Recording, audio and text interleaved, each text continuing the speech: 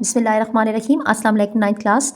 आज हम एक्सरसाइज 3.2 के क्वेश्चन नंबर 5 के रिमेनिंग क्वेश्चन को कंप्लीट करेंगे। इससे प्रीवियस लेक्चर में हमने क्वेश्चन नंबर 5 का जो डी मॉर्गन्स लॉ मेंशन किए गए थे उसका फर्स्ट डी मॉर्गन लॉ हमने कंप्लीट किया था, जो कि फर्स्ट था ए यूनियन बी का whole complement which is equal to A complement intersection B complement. देखिए क्वेश्चन में जो हमें स्टेटमेंट दी गई थी, मैं इसको थोड़ा सा और एक्सप्लेन कर देती हूँ कि सबसे पहले तो हमें एक यूनिवर्सल सेट दिया गया है। यूनिवर्सल सेट के एलिमेंट्स हैं A B C D E F G H I और जे।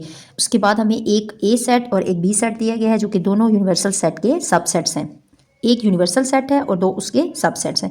साथ में हमें ये कहा गया था कि आपने वेरीफाई करना है D Morgan's law for these sets. In sets पे हमने डी मॉर्गन लॉ को वेरीफाई करना है। अब D Morgan law 9th class आप लोगों को याद होने चाहिए कि डी मॉर्गन लॉ कौन से हैं। आप जब सोल्यूशन स्टार्ट करेंगे तो सोल्यूशन के बाद आप सबसे पहले डी मॉर्गन्स लॉ लिखेंगे, उसके बाद स्टेप बाय स्टेप आप फर्स्ट डी मॉर्गन लॉ को प्रूव करेंगे और सेकेंड डी मॉर्गन लॉ को प्रूव करेंगे। आज के इस लेक्चर में हम डी मॉर्गन का सेकेंड लॉ प्रूव करेंगे और सेकेंड लॉ हमारे पास है A intersection B whole complement, जो कि ब्रैकेट है तो ये बाहर ये जो साइन होता है इसको हम कंप्लीमेंट बोलते हैं। ए इंटरसेक्शन बी का whole complement which is equal to A complement union B complement. De Morgan's law को याद रखना बहुत सिंपल है। जो यूनियन का होल कंप्लीमेंट होता है वो इंटरसेक्शन में खुलेगा और जो इंटरसेक्शन का होल कंप्लीमेंट होता है वो यूनियन में खुलेगा। इस डी मॉर्गन लॉ में हमारे पास दो साइडें हैं, एक राइट साइड है एक लेफ्ट साइड है। तो जब भी आपने कोई चीज़ प्रूव करनी होती है तो सबसे पहले आप उसकी कोई एक साइड लेके चलेंगे। तो मैं सबसे पहले मेंशन कर रही हूँ लेफ़्ट साइड को, कि लेफ़्ट साइड को हम प्रूव करेंगे, जो कि आपने मेंशन करके बतानी है कि कौन सी है, ए इंटरसेक्शन बी का होल कंप्लीमेंट। ये चीज़ हम अभी प्रूव करेंगे। तो ए इंटरसेक्शन बी का होल कंप्लीमेंट का ये मतलब है कि आपने सबसे पहले तो ब्रैकेट को सॉल्व करना है, ए इंटरसेक्शन बी का आंसर निकालना है, और जब ए इंटरसेक्शन बी का आंसर आप निकाल लेंगे तो फिर उसका आपने कंप्लीमेंट लेना है। तो कंप्लीमेंट के लिए हम क्या करते हैं, इससे प्रीवियस लेक्चर में मैंने आपको बताया था कि जिस सेट का भी कंप्लीमेंट लेना होता है, सपोज आपने ए का कंप्लीमेंट लेना है तो आपने यू में से इस ए को माइनस करना है, यू माइनस ए। अगर हमें ए इंटरसेक्शन बी का कंप्लीमेंट लेना है तो हमें ए इंटरसेक्शन बी को यू में से माइनस करना है। ठीक, तो सबसे पहले तो जब हमने लेफ्ट साइड को मेंशन कर दिया, अब हम मालूम करेंगे A intersection B. A intersection B के लिए आपने पहले ए का सेट लिखा है, तो आप आगे कर्ली ब्रैकेट में भी पहले ए के सेट के एलिमेंट्स लिखेंगे। ए के एलिमेंट्स हैं A B C D G comma H. उसके बाद आपने इंटरसेक्शन को लिखा है, आप इंटरसेक्शन लिखेंगे। उसके बाद आपने बी का सेट लिखा है, फिर आपने बी के एलिमेंट्स वाला सेट लिखना है, जो कि है C comma D E F and J. ये हमारे पास ए इंटरसेक्शन बी है। अब आपने इंटरसेक्शन बी में वो एलिमेंट्स उठाने हैं जो कि दोनों सेट्स में कॉमन होते हैं। कॉमन एलिमेंट्स का मतलब होता है इंटरसेक्शन। तो देखें ए बी फर्स्ट सेट में है, सेकंड में नहीं है। सी डी दोनों एलिमेंट्स इसमें मौजूद हैं, सेकंड में भी मौजूद हैं। इसके अलावा कोई ऐसा एलिमेंट नहीं है जो कि दोनों में कॉमन हो। तो हमारी ए इंटरसेक्शन बी आ गई है सी कॉमा डी। अब हमें चूंकि लेफ्ट साइड में पूरा प्रूफ ये करना है कि इंटरसेक्शन बी का whole complement, A intersection B तो हमने निकाल लिया, अब हमने इंटरसेक्शन बी का कंप्लीमेंट निकालना है। तो ए इंटरसेक्शन बी का whole complement which is equal to, जब ए इंटरसेक्शन बी का कंप्लीमेंट निकालना है तो यू में सी बी इस ए इंटरसेक्शन बी को माइनस करना है। ए इंटरसेक्शन बी के एलिमेंट्स को जो हमने सेट निकाला है उसको माइनस करना है, which is equal to U के नीचे हम यू का सेट लिखेंगे, जो कि हमारे पास एलिमेंट्स हैं A B C D E F G H I and J, minus A intersection B हमने अभी फाइंड आउट किया है, जो कि हमारे पास आया है सी कॉमा डी। अब जब आपने माइनस निकालना होता है, मीन्स के कंप्लीमेंट करना होता है, तो इसका क्या मतलब है कि यू में से आपने ए इंटरसेक्शन बी को माइनस कर देना है। या दूसरे लफ्ज़ों में आप ये कह सकते हैं कि वो एलिमेंट्स जो कि दोनों में मौजूद होंगे वो कैंसिल हो जाएंगे। अब सी और डी जो दोनों एलिमेंट्स हैं वो दोनों सेट में से रिमूव हो जाएंगे। अब सेकंड सेट में अगर कोई एलिमेंट बच जाएगा या नहीं बचेगा वो आपके किसी काम का नहीं है। आपने फर्स्ट सेट जो यूनिवर्सल सेट में जो एलिमेंट्स आपके रिमेनिंग होंगे वो आपने उठा लेने हैं। वो आपके साथ पास आएंगे A B E F G H I और जे। और ये जो एलिमेंट्स आपके पास आए हैं ये लेफ़्ट साइड का आंसर है जो कि ए इंटरसेक्शन बी का होल कम्प्लीमेंट है। जो हमने इसकी एक लेफ़्ट साइड को सॉल्व कर लिया है ये वो सेट है। अब हमें ये कहा गया है इस क्वेश्चन में कि जब आपने डी मॉर्गन्स लॉ को वेरीफाई करना है तो उसके साथ साथ आपने इसकी वेन डायग्राम भी बनानी है and draw it's Venn diagram. तो सबसे पहले तो जब हमने इसके लेफ्ट साइड को सॉल्व कर लिया उसके बाद वेन डायग्राम लेफ्ट साइड के लिए आपने बनानी है। उसके बाद फिर जब राइट साइड को सॉल्व करेंगे उसके लिए भी वेन डायग्राम बनानी है। वेन डायग्राम के लिए आपने सबसे पहले तो एक रेक्टेंगल सी बनानी है जो कि यूनिवर्सल सेट को डिनोट करेगी। उसके बाद चूंकि दो हमारे पास सबसेट्स हैं ए और बी तो उनके लिए हमने दो सर्कल बनाने हैं। तो पहला सर्कल जो हम बनाएंगे वो ए को डिनोट करेगा। सपोज आपने एक सर्कल यहाँ पे ड्रा किया,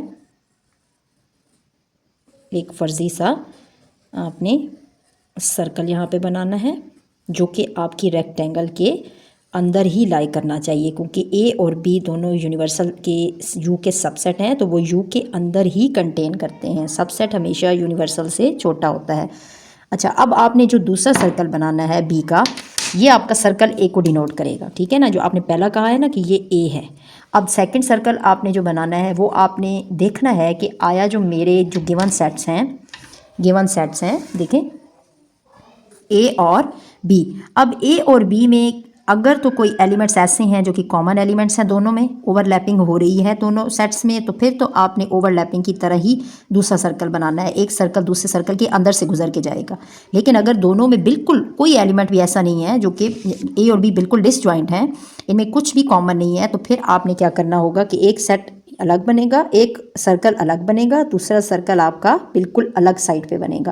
तो देखिए हमारे जो ये सेट्स हैं इनमें सी और डी, देखिए सी और डी ए में भी मौजूद है और सी और डी बी में भी मौजूद है। इट्स मीन ये दोनों सेट्स जो हैं वो डिसजॉइंट नहीं हैं, दोनों में ओवरलैपिंग हो रही है, कुछ ना कुछ एलिमेंट्स दोनों में कॉमन है। तो हम क्या करेंगे कि जब हमने इसकी डायग्राम में आना है तो इसकी डायग्राम के लिए हमने दूसरा सर्कल इस तरीके से बनाना है कि ये इसके अंदर से ओवरलैपिंग करके जाए, इसके अंदर से गुजर के जाए, ठीक है ना। तो दूसरा सर्कल आपने इसके अंदर से गुजारना है।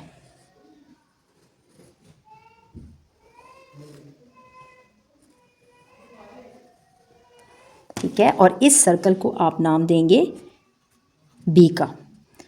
अब आपने इसके अंदर एलिमेंट्स कैसे लिखने हैं? सबसे पहले तो आपने वो एलिमेंट्स लिखने हैं जो दोनों में कॉमन है। दोनों में कॉमन एलिमेंट्स कौन से हैं? एक तो सी है और एक डी है। सी और डी ऐसे एलिमेंट्स हैं जो कि ए में भी मौजूद हैं और बी में मौजूद हैं। जब सी और डी आपने कॉमन पोर्शन में लिख दिया तो आपने ए के बकिया एलिमेंट्स ए में लिख देने हैं। ए के बकिया एलिमेंट्स हमारे पास हैं ए बी जी एच, वो आपने ए में लिख देने हैं, ए बी डिस्ट्रीब्यूट करके जी और एच। और इसके अलावा जब बी के एलिमेंट्स आप लिखेंगे तो सी और डी कॉमन पोर्शन में चला गया, बकिया एलिमेंट्स ई एफ और जे वो आपने बी में डिस्ट्रीब्यूट कर देने हैं, ई एफ और जे। अब ये ए और बी दोनों यू के अंदर भी कंटेन करते हैं, ये तमाम एलिमेंट्स यू के अंदर भी कंटेन करते हैं क्योंकि वो उसके सबसेट्स हैं। अब आपने यू के एलिमेंट्स लिखना है तो यू के एलिमेंट्स चूँकि ए से स्टार्ट हो रहे हैं और जे तक जा रहे हैं, तो अब जब हम इसके एलिमेंट्स को यू को लिखना शुरू करें तो हम ए से शुरू करेंगे। तो ये देखें A B C D E F G H, I को छोड़ें जे, तो ये तो सारे ए बी में चले गए और ए बी खुद यू के अंदर है, मीन्स के यू के एलिमेंट्स ये तो लिख दिए हमने। अब बकिया एक एलिमेंट बच गया है यूनिवर्सल का जो कि ना तो ए में आता है ना बी में आता है, तो इट्स मीन वो यूनिवर्सल का अलग से यू में लिखा जाएगा। ये एलिमेंट्स तो आपने डिस्ट्रीब्यूट करके लिख दिए। अब आपने ये बताना है कि जो हमने लेफ्ट साइड को सॉल्व किया है ए इंटरसेक्शन बी का कम्प्लीमेंट, उसके लिए हमने किस सेक्शन को, किस पोर्शन को हमने शेडेड करना है। तो शेडेड हमेशा वो एरिया होता है जो आपका आंसर आता है, जो आप एक साइड को सॉल्व करते हैं तो उसका आंसर जो आया वो होता है, वो एलिमेंट्स जिधर जिधर मौजूद होते हैं उस पोर्शन को आपने शेड करना होता है। कैसे? लेफ्ट साइड का आंसर आया ए इंटरसेक्शन बी का whole complement, A B E F G H I J, ये एलिमेंट्स जिधर जिधर मौजूद होंगे ना वो पोर्शन आपका कलर हो जाएगा। तो ये मौजूद हैं A B E F G H I J, means कि ये सी और डी बीच में नहीं है। तो सी और डी को निकाल के, इस पोर्शन को निकाल के, ये वाला जो पोर्शन है आपका, मैं इसको हाईलाइट कर देती हूँ, ये जो पोर्शन है आपका, ये पोर्शन आप निकाल दें, ये सी और डी के पोर्शन को अगर आप निकाल दें अंदर से तो बाकी पूरा एरिया आपका शेड हो जाएगा। तो बाकी पूरी एरिया को आपने शेड कर देना है।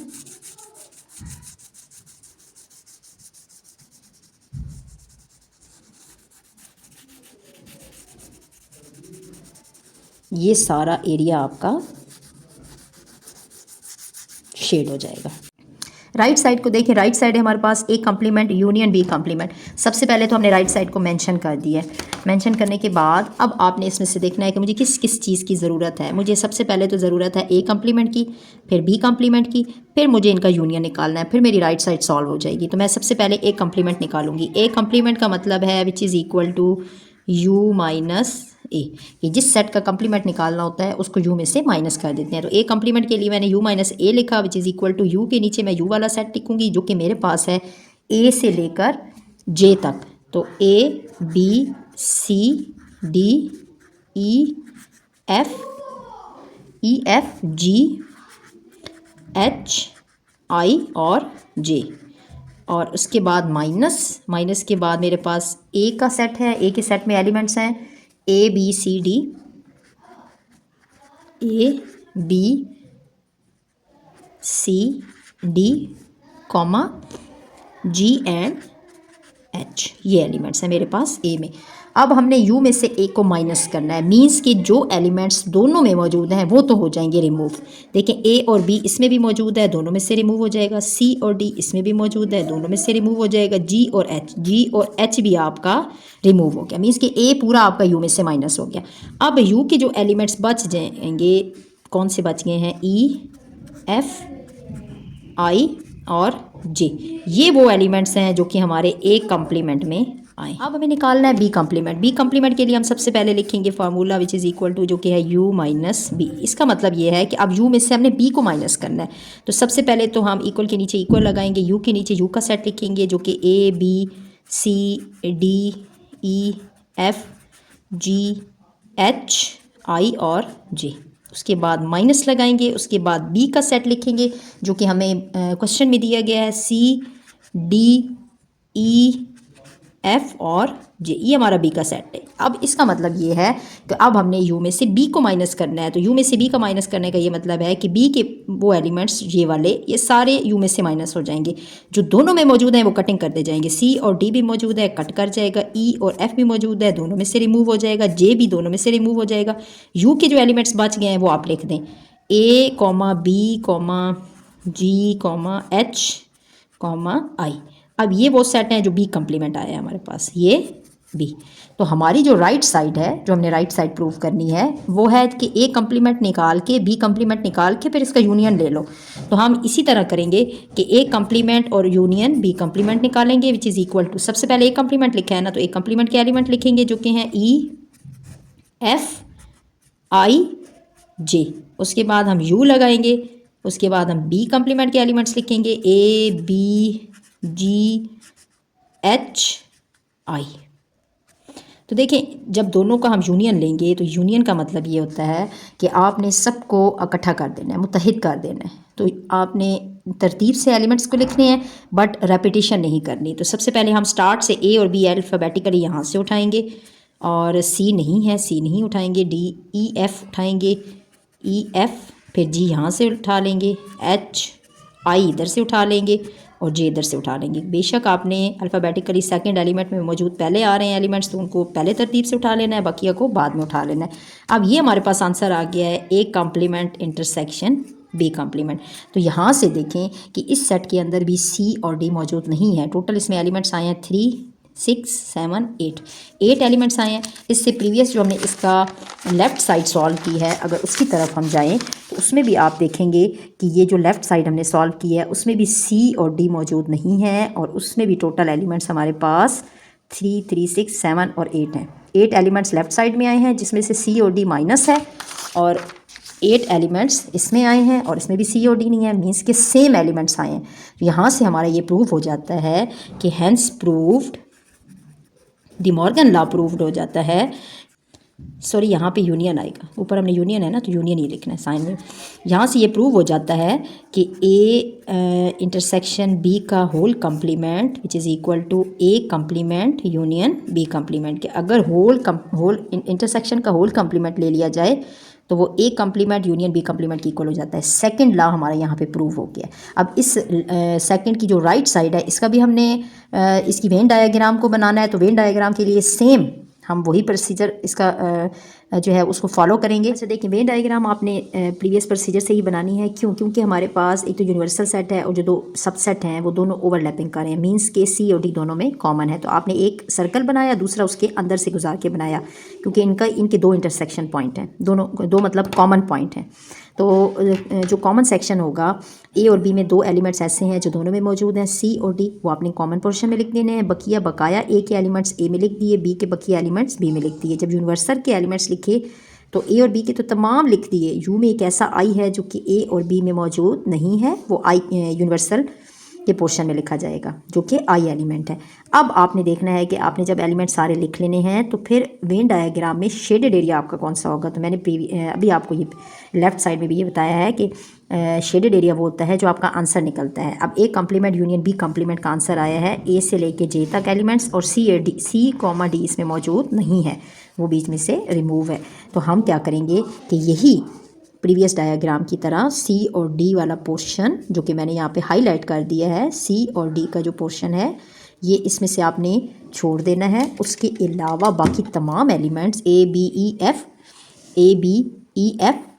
जी एच आई जे मीन्स के इस तमाम एरिया को आपने शेड कर देना है। तो मैं सी और डी को छोड़ के बाकी पूरा पोर्शन आपको शेड करके दिखाती हूँ। आपने लेड पेंसिल से शेड करना है या फिर आपने इसको पॉइंटर से हल्की हल्की सी लाइंस लगा देनी।